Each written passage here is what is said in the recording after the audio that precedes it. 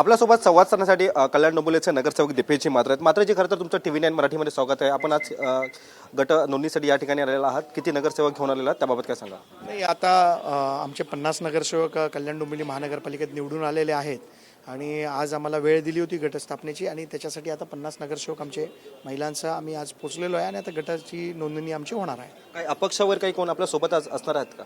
नाही, अपक्ष कल्याण डोंबिवली महानगरपालिकेत निवडून आलेलेच नाही आहेत, परंतु आमच्याकडे काही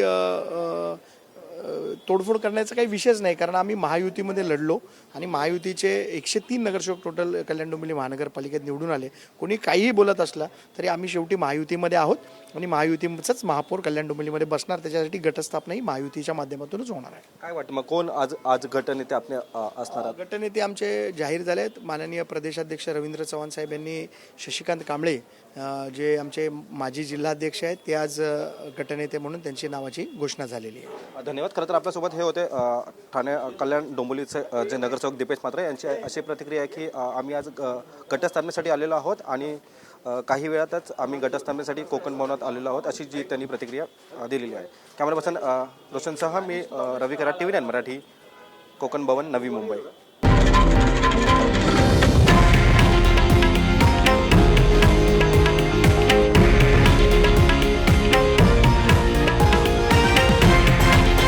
हे आहे देशातील नंबर 1 न्यूज नेटवर्क आणि आपण पाहत आहात TV9 मराठी, एकमेव.